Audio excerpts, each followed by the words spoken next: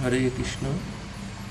রাধা গিরিধারী মন্দিরের সকল ভক্তবৃন্দকে অসংখ্য ভালোবাসা এবং দণ্ডবত প্রণাম।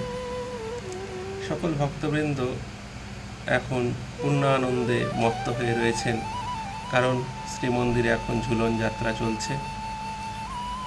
শ্রী রাধা গিরিধারীর অপূর্ব শ্রীমণ্ডিত সেই ঝুলন দোলনায় ভগবান নিত্য বিহার করছেন তার কিশোরীজির সঙ্গে, এবং কিশোরীজি অপূর্ব সাজসজ্জায় সুসজ্জিত হয়ে নানা বেশে তিনি দর্শন দিচ্ছেন। ভক্তের একমাত্র মনোবাসনা এই পবিত্র দিনগুলিতে ভগবানকে নবসিংহারে দর্শন করবেন। আজ কিশোরীজি তিনি অতি সাধারণ একটি বাঙালি পোশাকে সুসজ্জিত হয়েছেন, এবং এই বেশে তিনি আজকে দোলায় আরোহণ করবেন। সখীগণ সেবায় রত আছেন, শিবিগ্রহগণ দর্শন করছেন। অর্চনা আদি এবং মধ্যাহ্ন ভোগ আদি সম্পূর্ণ হওয়ার পরে বিশ্রামে যাওয়ার ঠিক পূর্ব মুহূর্তে আমরা দর্শন করাচ্ছি ভগবানকে। ভগবানের বিবিধ লীলা, সেই সব লীলাবিলাসের মধ্যে আমরা যে লীলাকেই স্মরণ করি না কেন, সেই লীলা মধুময় থেকে মধুময় হয়ে ওঠে।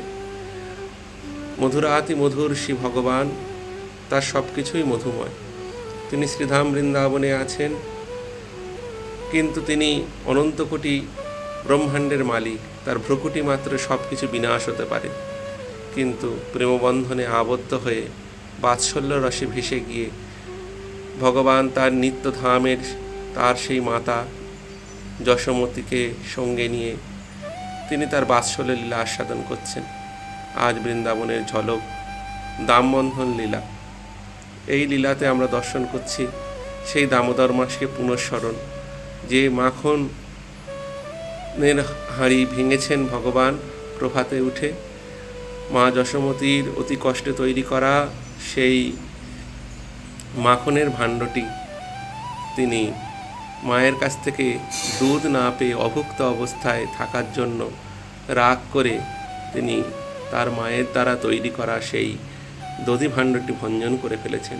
আর মা যশোমতী সেই গোপালকে নানাভাবে তাড়ন আদি করেছেন, ভৎসনা করেছেন, আর ভগবান সেই রস আস্বাদন করেছেন মায়ের দ্বারায় তাড়না পেয়ে।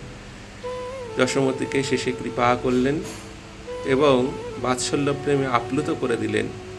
সেই সময় যশোমতী গোপালকে ধরলেন এবং ভক্তির বন্ধনে, প্রেমের বন্ধনে গোপালকে বন্ধন করলেন। আজকের শ্রীবৃন্দাবন মাঝে দামবন্ধন লীলার ঝলক দর্শন করছেন। যে ভগবান সবাইকে মায়ার বন্ধনে আবদ্ধ করতে পারেন, তিনি আজ ভক্তির বন্ধনে আবদ্ধ হয়েছেন। আমাদের কাছে সেই দামোদর রূপী ভগবান কাছে এই প্রার্থনা করি যে তিনি যেন সর্বদা তার রজ্জু দ্বারা তিনি তার নিকটেই আমাদেরকে বেঁধে রাখেন।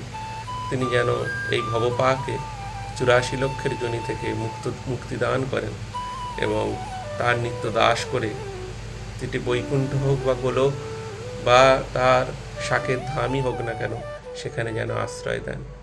সকলে ভালো থাকবেন, দর্শন করুন। হরে কৃষ্ণ।